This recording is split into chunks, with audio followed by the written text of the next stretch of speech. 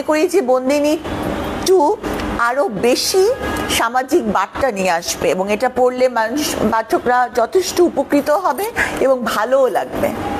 আরেকটি ব্যাপার, বইয়ের সাথে এখন আমাদের একটা জিনিস লক্ষ্য করি, সেটা হচ্ছে ফেজের একটা অপশন থাকে, মানে যারাই ফেজ বের আছে তারাই দেখা যায় বই লিখছে। যদি আমি একটু তাকাই আমাদের মুস্তাকের কথা, তিশার কথা, তারা একটু ভাইরাল হওয়ার পরে সেও বই বের করছে। আর আপনিও দেখা যায় যে এখান থেকে এসে একটা বাস্তব বিষয়ের উপরে বই লিখছেন। তো দুইটা বিষয় কিভাবে দেখেন, যে ফেজের সাথে কি বইয়ের লেখাটা পাবলিকের খাচ্ছে কিনা? আমার তো মনে হয় না যে আমার কোনো ফেস ভ্যালু আছে। বই বন্দিনীকে নিয়ে আমি সামনে আসার পরেই এটা আলোচনায় এসেছে। বই আমার ফেস ভ্যালুর জন্য বন্দিনী না, বন্দিনীর জন্যই আমি। আর হচ্ছে যে আমার মনে হয় যে মানে আমার ফেস সামনে আনার চাইতেও বন্দিনীকে ঘরে ঘরে পৌঁছানোটা আমার জন্য অনেক অনেক অনেক বেশি জরুরি। কারণ এই বন্দিনী পড়লে মানুষ অনেক কিছু থেকে সামাজিক অনেক জিনিসগুলো উপলব্ধি করবে মর্মে মর্মে, এবং সেখান থেকে অনেক কিছু শিখতে পারবে। যে কারণে তাদের জীবনে, আমার জীবনে যেসব ঝড়ঝাপটা গিয়েছে অথবা অন্য বন্দিনীদের জীবনে যে ধরনের ঝড়ঝাপটা যায়, সেগুলো তাদের জীবনে আর আসবে না আমি মনে করি।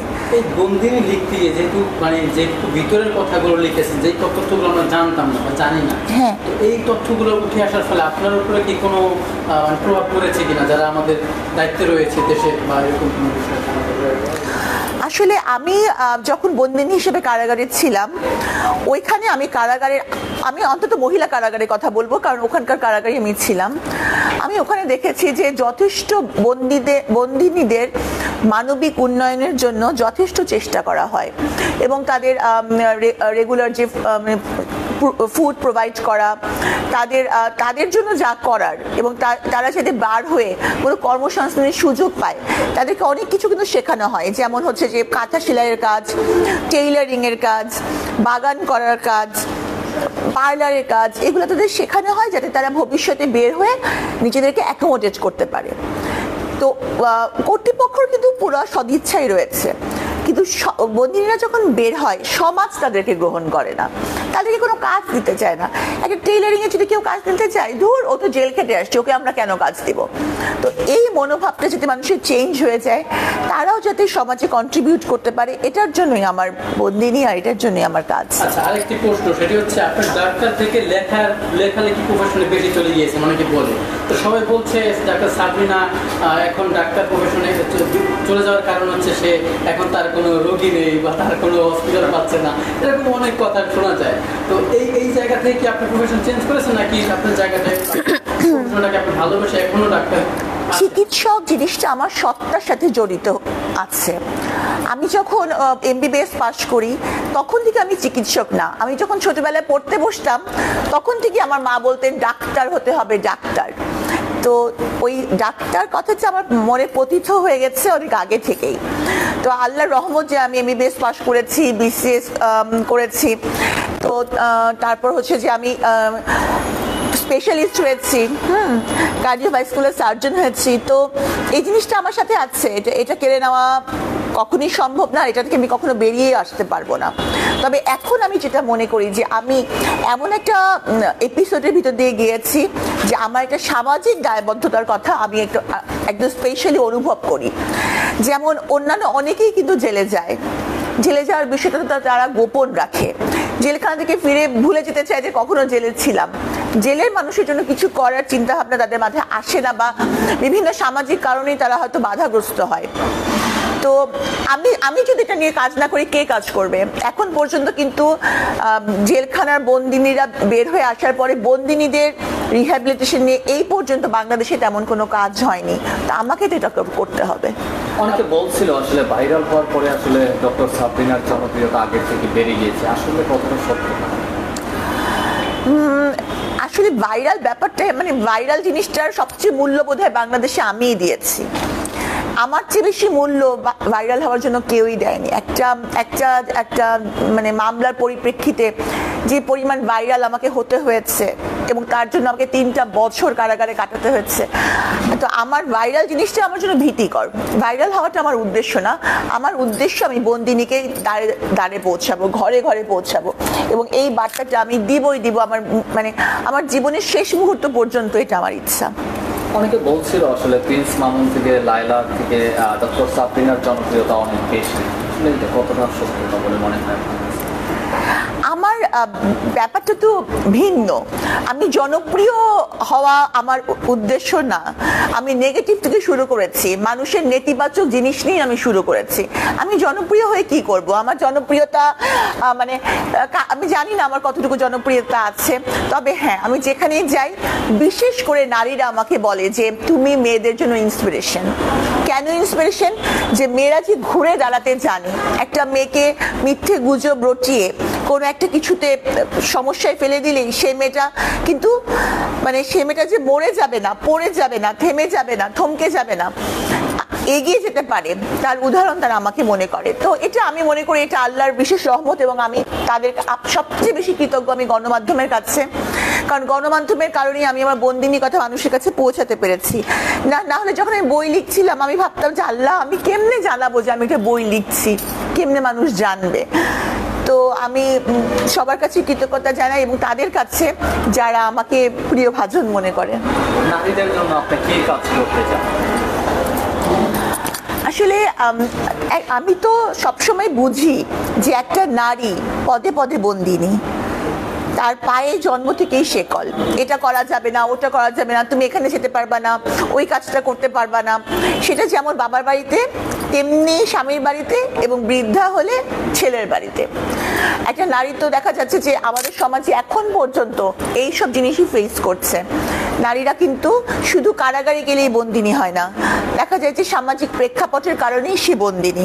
তো সেই জিনিসটা থেকে আমি সবসময় মনে করি যে নারীরা যেন নিজের পায়ে দাঁড়াতে পারে। সবচেয়ে বড় কথা ফিনান্সিয়ালি নিজের পায়ে দাঁড়াতে পারে। আরেকটা কথা যে অনেক নারী কিন্তু আছে যে ফিনান্সিয়ালি নিজের পায়ে দাঁড়ানো কিন্তু সোশ্যাল কারণে সে স্বামীর অনেক অত্যাচার, ডোমেস্টিক ভায়োলেন্সের শিকার হয়। আচ্ছা, লোকে কি বলবে, এই জন্য কখনো দেখা যায় যে স্বামীর বিরুদ্ধেও কিছু করে না। তো এই ধরনের জিনিসগুলো থেকেও যাতে তারা বেরিয়ে আসতে পারে। আমি বলবো না যে তারা স্বামীকে অশ্রদ্ধা করুক বা সংসার ভেঙে ফেলুক, তা না। কম্প্রোমাইজের মাধ্যমে তারা যাতে একটা সুন্দর সম্পর্কের দিকে আগাতে পারে। অনেকে ডক্টর সাবরিনাকে আইডল মনে করে, আসলে যারা আসলে আপনার ভক্ত বা শুভাকাঙ্ক্ষী তাদের উদ্দেশ্যে আপনি কি বলেন? আমি তাদের উদ্দেশ্যে একটা কথাই বলতে চাই যে মানুষের জীবনে অনেক বিপদ আসে। কারাগারে যাওয়াটা একমাত্র বিপদ না। এমন হতে পারে যে তার স্বামী হয়তো তাকে ছেড়ে চলে গেছে বা কোনো পরকীয়ায় আসক্ত, অথবা সে হয়তো প্রেমে ধোঁকা খেয়েছে। এমন হতে পারে যে সে ব্যবসায় বড় ধরনের লস খেয়েছে। এমন হতে পারে বন্ধু প্রতারণা করেছে, অথবা হতে পারে কোনো একটা বড় রোড ট্রাফিক অ্যাক্সিডেন্টে তার কোনো অঙ্গহানি হয়েছে। কিন্তু কোনো কিছুতেই তাকে থমকে গেলেও থেমে যাওয়া চলবে না, তাকে মনোবল নিয়ে এগিয়ে যেতে হবে। মনে রাখতে হবে যে এই সুন্দর পৃথিবীতে কিন্তু বারবার কেউ আসে না, একবারই আসে। তাই নিজের জীবন, নিজের সময় এগুলাকে নষ্ট করা কখনোই তার উচিত না অন্য কারোর জন্য। এবার যদি আরেকটু বিষয় আছে, সেটা হচ্ছে আপনার যেহেতু একটি ফেস ভ্যালু রয়েছে, আপনাকে দেশের মানুষ সবাই এখন চিনে, আপনি জনপ্রিয়। এবং আমাদের দেশে একটি বিষয় আছে যে জনপ্রিয় বলেই মিডিয়া ইন্ডাস্ট্রিতে ঝুঁকে পড়ে। আমরা কি আপনাকে দেখবো কিনা নাটক, সিনেমা, এরকম কোনো প্ল্যানিং আছে কিনা, বা অফার পেয়েছেন কিনা? অবশ্যই পেয়েছেন। প্রথম কথা হচ্ছে অফার পেয়েছি, কিন্তু আসলে আমি নিজে মনে করি যে ওই অভিনয় করার যে যোগ্যতা বা ইনহেরিটেড একটা প্রতিভা, সেই জিনিসটা আমার নাই। কারণ আমি হচ্ছে পরিশ্রমী, আমি খাটনি করতে পারি, কিন্তু অভিনয়টা একটু অন্য জিনিস। আর আরেকটা ব্যাপার আমি মনে করি যে আমি এবং আমার মতো যেসব নারীরা নিজের মানে এক্সিস্টেন্সের জন্য স্ট্রাগল করছে, তারা অল আর রিয়েল লাইফ মডেলস এবং রিয়েল লাইফ হিরোইন।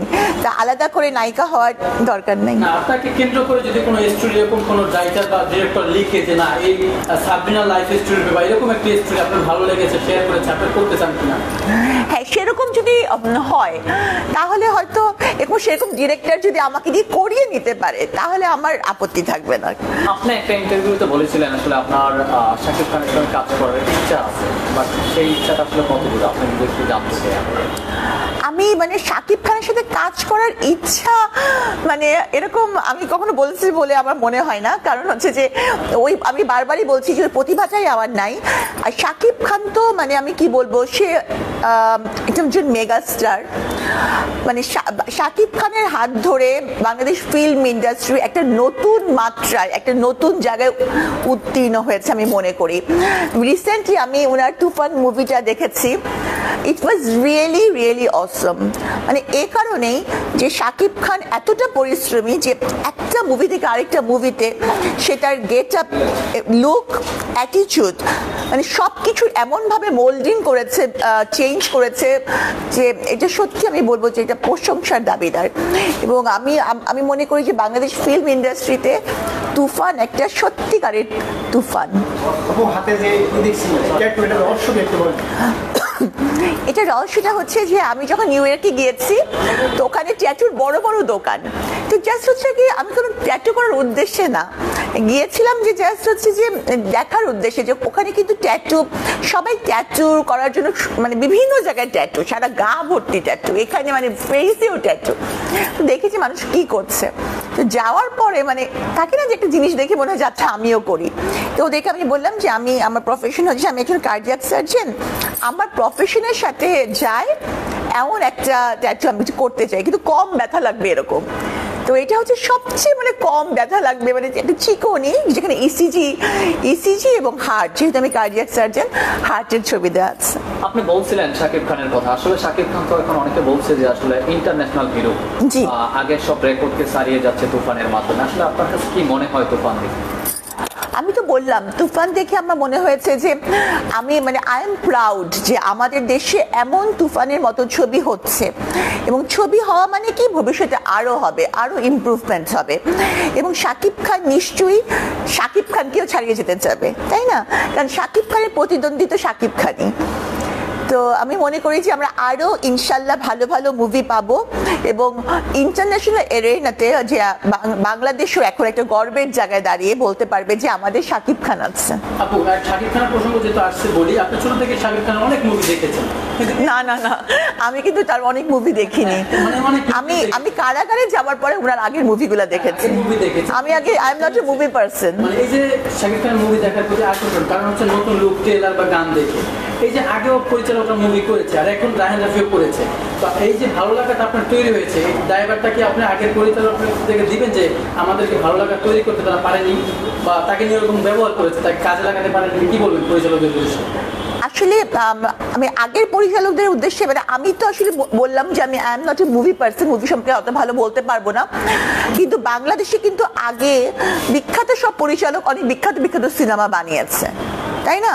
সুতরাং হচ্ছে যে শাকিব মানে একটা মানুষের যে ইমপ্রুভমেন্ট হয়, আর টেকনোলজিরও অনেক ইমপ্রুভমেন্ট হয়েছে। তুফানে যে ধরনের টেকনোলজি বা যে ধরনের sound, get up, dress up, মানে এগুলো সবই আধুনিকতার দিকেই যাচ্ছে।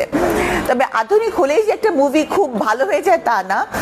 এই মুভিটাতে শাকিব খান নিজেও অনেক পরিশ্রম করেছে, এটা পুরোপুরি বোঝা যায়।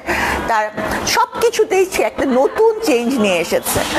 তো আসলে আমি একেবারে আনাড়ি এই ব্যাপারে, মুভির ব্যাপারে, তো এ বিষয়ে কোনো ক্রিটিক মন্তব্য রাখা আমার পক্ষে সম্ভব না।